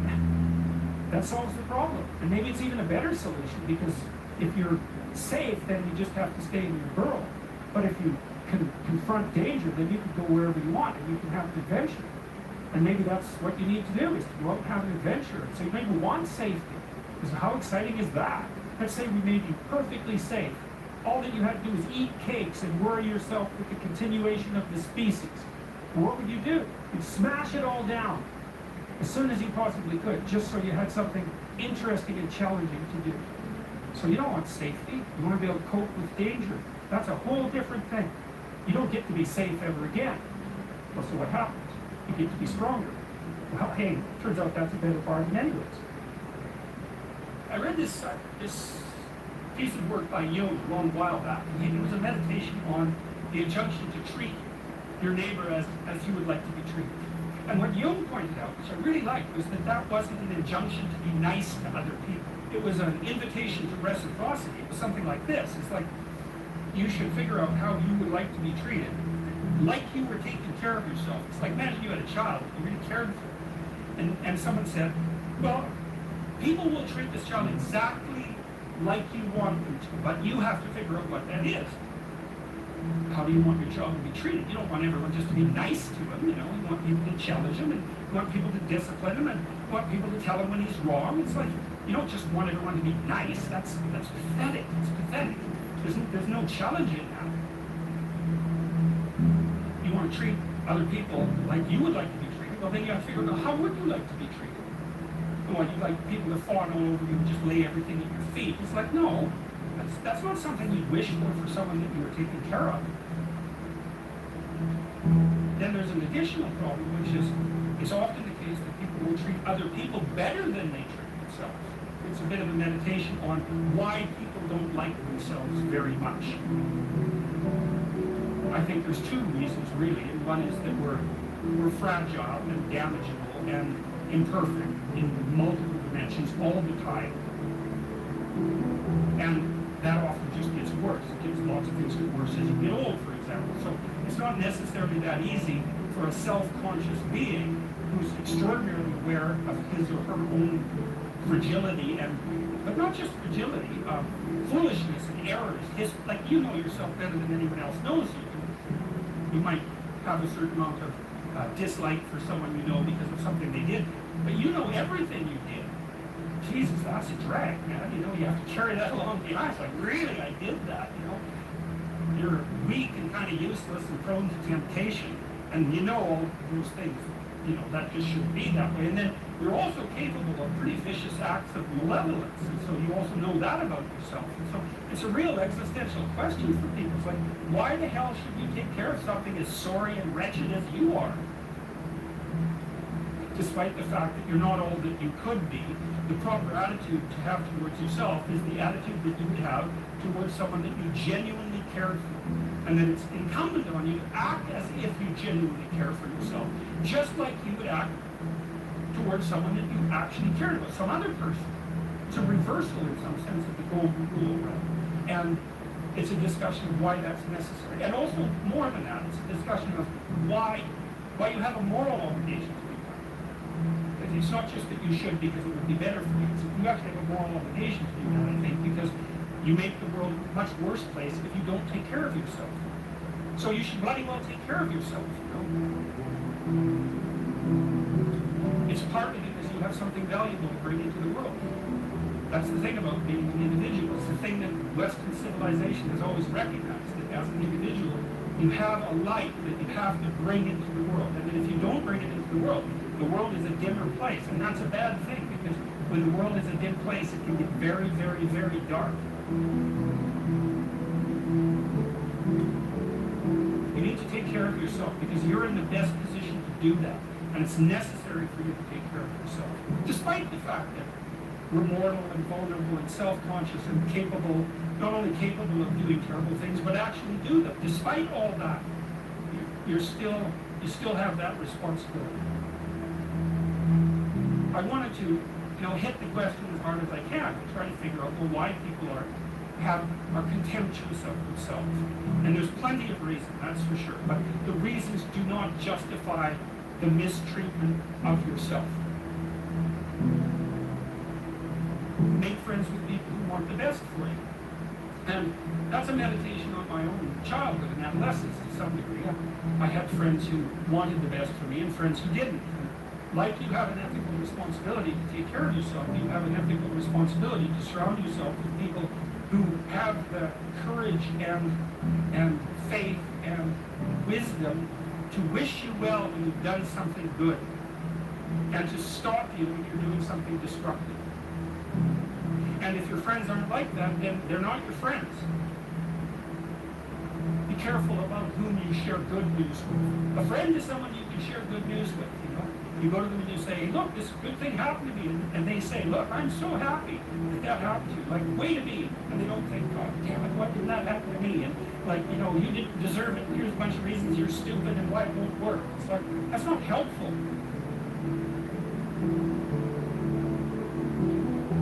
The other thing people are doing, if they're trying to drag you down, let's say, is they're trying to see if you'll put up with it. Because they have this idea that maybe life isn't worth living and things aren't good, and that if they can besmirch, let's say, to use an archaic term, something that's pristine and good, then they demonstrate to themselves that there is no true ideal and that there's no necessary reason to be responsible and to strive forward. There is inequality. What that means is there's always going to be people around that are better at something than you are. And that's a problem, because you can get jealous and you can get bitter and you can get resentful, and worse, you can get hopeless. You need an ideal because you have nothing to aim at, but an ideal is a judge, and you always fall short of the ideal. So how the hell can you have the benefits of having an ideal without having the crushing blow that goes along with having the judge that always regards you as insufficient? You need a goal, but we don't want to let your distance from the goal crush you. So you got to set up a goal, and then you got to make the goal, break the goal down into parts so that you can move towards it. You have a fairly high likelihood of doing it. So that's a bit of practical, I wouldn't say advice, because it's better than advice. It's some practical knowledge about how to go about achieving an aim. Set a high aim, but differentiate it down so you know what the next step is. And then make the next step difficult enough so you have to push yourself past where you are, but also provide yourself with a reasonable probability of success. You really have to stop comparing yourself in some ways to other people. And the reason for that is that the particularities of your life are so idiosyncratic that there isn't anyone really all that much like you, because the details of your life happen to matter. And so maybe you compare yourself to some rock star or something like that, and the person's rich and famous and glamorous and all that, but they're alcoholic and they use too much cocaine and they've had 3 divorces, and it's like, how the hell do you make sense out of that? Is that someone that you should judge yourself harshly against or not? The answer is you don't know, because you don't know all the details of their lives. And who do you know that you can compare yourself to? That's easy. You. Yesterday. Compare yourself to who you were yesterday, not to who someone else is today. So here's a good goal. It's something like, well, aim high, but use as your control yourself. So your goal is to make today some tiny increment better than yesterday. And you can use better, you can define better yourself. This doesn't have to be some imposition of external morality. You know where you're weak and insufficient, where you can improve. Think, okay, well, this is what I liked yesterday. If I did this little thing, things would be just an increment better. That's a great thing, because you get the ball rolling. Incremental improvement is unstoppable. You can actually implement it, and it starts to generate Pareto distribution-like consequences. It starts to compound. Then you have your goal, and then you think, well, I need to move towards that incrementally, because I'm kind of useless and can only do so much, and maybe not even that. But all I have to do is be a little bit better than my miserable self yesterday. To listen to your resentment is one of the best things you can possibly do. You have to admit that it exists first, and then you have to admit to the fantasies that it's generating, and you have to admit to what you would regard as the way out of it. So that's all. It's very difficult, because it means learning things about yourself that you probably don't want to learn. But resentment only means one of 2 things. It means either shut the hell up, grow up, quit whining, and get on with it. That's one thing it means. Or someone is playing the tyrant to you, like you. You have something to say and do that you should say and do to put it to a stop. One of the general rules of thumb about how to be successful is to confront things that frighten you forthrightly and with courage. And the goal should be, how could I conceive of my life so that if I had that life, it would clearly be worth living, so I wouldn't have to be bitter, resentful, deceitful, arrogant, and vengeful. Like, that's sort of the bottom line, right? Because that's what endless failure does to you. It's not good. That's what life without purpose and a goal does to you as well, because life is very hard. So you think, okay, well, I need to adopt a mode of being that would justify my suffering. And you can ask yourself that question. What would make this worthwhile? There's this old idea that you go into the abyss. It's an idea that you can gaze into the abyss. You gaze long, and what you find in the abyss is a monster. That's the dragon at the bottom of the abyss, let's say. That's Satan himself, for that matter. But if you go into that as deeply as you can, what you find is you find your fragmented father in a comatose condition, in a desiccated and separated condition. And then you revivify that. Well, what does that mean? It means something. But it means that if you look in the darkness, you find the light. That's one thing it means. And that the light really stands out against the darkness, but that the light is to be found in the darkness. So that's a very interesting thing. It's a quest narrative. But it means more than that. It means something fundamental. So we know, for example, that if you take yourself out of your current state of predictability and safety, and you put yourself in a new situation, you'll learn, right? You'll incorporate new information. So that's a cognitive issue. But that isn't all that happens. What happens is that new genes turn on within you and code for the production of new proteins. And that happens neurologically. New parts of you turn on. And so the idea is that if you can move yourself out into the world and push yourself out against a maximum array of challenges, more and more of you turns on. And then the question would be, well, what would you be if all of you that could be turned on was turned on? And the answer would be, you would be the resurrection of the ancestral father. That's what you would be. And so that's why Christ says, I am the way and the truth and the life, and no one comes to the Father except through me. What that means is that if you take on the unbearable burden of being voluntarily, then that transforms you into the ancestral father. And that's true. And so that's unbelievably optimistic. It's so interesting because it's dark beyond belief. Well, the world is characterized by suffering and by malevolence of a depth that's virtually beyond comprehension. But if you choose to comprehend that, what you discover in that is the light that destroys the darkness. And that's really something to discover. There isn't a discovery that's more profound than that. That's the search for the Holy Grail or the Philosopher's Stone, all of that. If you actually want something, you can have it. Now the question then would be, well, what do you mean by actually want? And the answer is that you reorient your life in every possible way to make the probability that that will occur as certain as possible. And that's a sacrificial idea, right? It's like, you don't get everything, obviously. But maybe you can have what you need. And maybe all you have to do to get it is ask. But the asking isn't a whim or today's wish. It's like, you have to be deadly serious about it. You have to think, okay, like, I'm taking stock of myself. And if I was going to live properly in the world and I was going to set myself up such that being would justify itself in my estimation, and I don't mean as a harsh judge, exactly what is it that I would aim at? You can try this. This is a form of prayer, knocking. Sit on your bed one day and ask yourself, what remarkably stupid things am I doing on a regular basis to absolutely screw up my life? And if you actually ask that question, but you have to want to know the answer, right? Because that's actually what asking the question means. It doesn't mean just mouthing the words. It means you have to decide that you want to know. You'll figure that's out so fast you make your hair curl. And you're perfectly capable of thinking. God only knows how. You're perfectly capable of immense feats of imagination and dream and fantasies. God only knows how you do all of that. What would happen if you consulted yourself about the best possible outcome for you? You might get an answer. In order for us to set things right, we have to understand that we have to take on that burden of ultimate responsibility. Not only as if it's ours, which it is, but as if there isn't anything better that we could do. And you have an ethical obligation to lift the heaviest load you can possibly conceive of. And that's the primary call to adventure in life. You need a meaning in your life to forestall the suffering and to make you strong enough to resist malevolence. Where's the meaning to be found? Rights, impulsive pleasure, and happiness? No. Responsibility? Oh, who would have guessed that? It's not part of the narrative. What makes life worth living is to pick up, take its catastrophe and embrace it and carry it and to realize through that process who you are.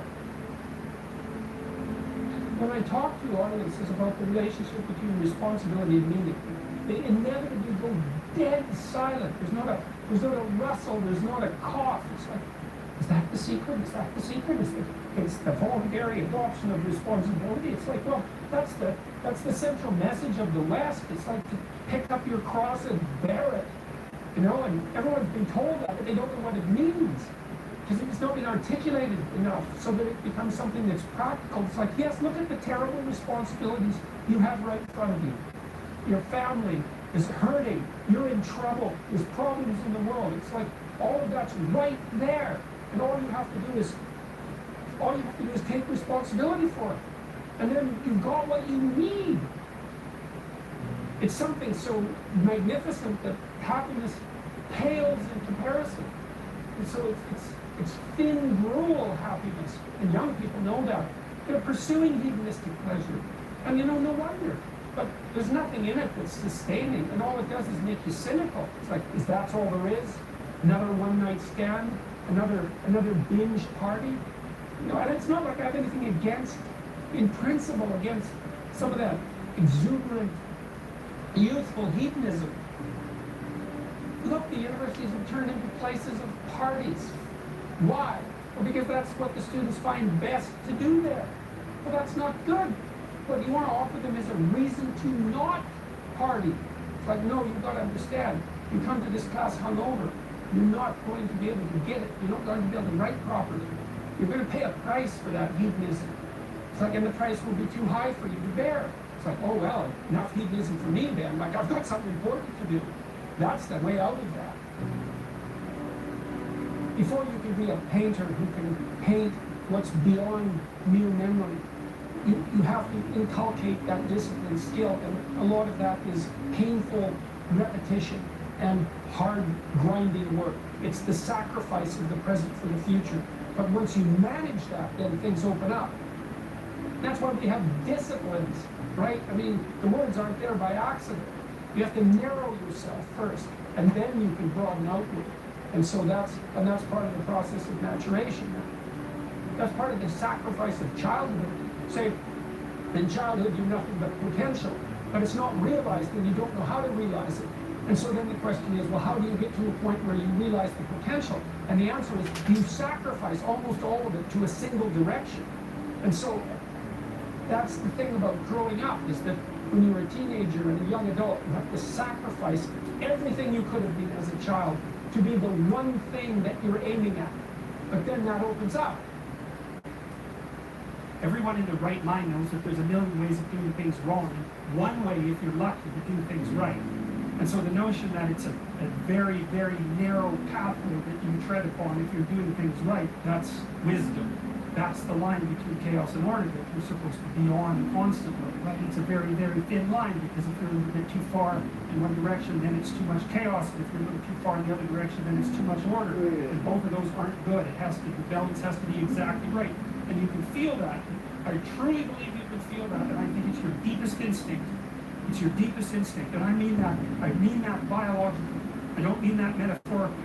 I think that your psyche is arranged to exist in a cosmos that's composed of chaos and order. I think that's why you have the hemispheric structure that you have. And then when you feel as if you're meaningfully engaged in the world, when the terror of your mortality strips away, and you're engaged, and it's timeless, that's the deepest instinct you have telling you that you're in the right place at the right time. And then what you do is practice being there. Practice being there. And that's that narrow spot is so difficult to find. You wander around it. Maybe if you're lucky, you can watch.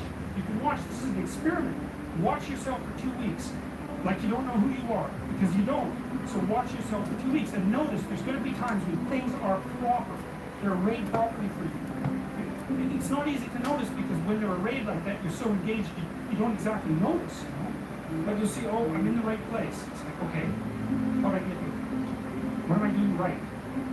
You know, how is it that this could happen more often? I'd like this to happen more often. How do I have to conduct myself in order for that to happen more often? And then you practice that, and then maybe instead of 10 minutes a month or 10 minutes a week, it's like 15 minutes a day, and then it's half an hour a day, and then it's an hour a day, and then it's 4 hours a day.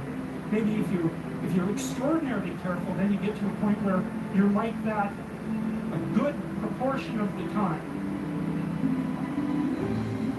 Rule 1 is stand up straight with your shoulders back, and it's about a general attitude towards life. So hierarchies are very stable features of life in general, and certainly of human life. And wherever you have any system of values, you have a hierarchy, because a system of values implies that one thing is better than another. If you have a situation where one thing is better than another, then some people are better at doing it than others, and you get a hierarchy. To stand up straight with your shoulders back is a literal injunction, but also a metaphorical injunction, because what you do when you stand up like that is you kind of expose the vulnerable surfaces of your body. It's an act of courage. It's an act of taking on the voluntary responsibility of contending with hierarchical organization and uncertainty. And it's a good physical manifestation of the moral courage that's necessary to live life properly. And it's something that leaders naturally embody. And that's true not only of human beings, by the way, it's also true of animals all the way down the biological chain. So the more successful creatures, let's say, are also those who comport themselves in an upright manner. And, you know, even in our common language, to be upright is not only something that we think about physically, but also morally, right? To be an upright person is to tell the truth and to act forthrightly and to do what you say you're going to do and all of those things. So that's all of a piece. And so that's rule 1. Rule 2, which is treat yourself like you're someone responsible for helping. That's an extension of rule 1 in some sense. The idea would be that, you know, people are often ashamed and embarrassed and anxious because of their insufficiencies and failures and the incomplete nature of their characters and all the things they don't know and all of that. And so it's useful to develop and practice an ethic of detached self-regard. Like, it's not narcissism, it's not self-esteem, it's not grandiosity, it's none of that. It's just the clear realization that as other people have value and as it's necessary to treat them that way, if you want anything in your relationships whatsoever to go right, so it's also necessary to develop that attitude towards yourself, despite the knowledge you have of all your inadequacies. And that's a really good thing to practice, because it requires practice, both the detachment and then that ethic of care. So, and then you want to act in accordance with your highest values. Now that means you have to figure out what those values are. If you act in accordance with your highest values, sometimes that makes your day-to-day operations difficult, because you have to confront unpleasant truths. You have to discuss things that you'd rather avoid. It would be easier to act to decrease conflict in the moment. But it's a very bad medium to long-term strategy. You have to engage in a certain amount of conflict, moment to moment, if you're going to say and do the things that are necessary in order to set things right in the medium to long term and for an increasingly large number of people. And that's also another guide to leadership, I would say. You need a broad-scale vision. You have to know what it is that you're doing with your life, let's say, generally speaking, but more particularly in the next 3 to 5 years. What do you want? What do you want from your friends, your family, your intimate relationships, your employment, your education?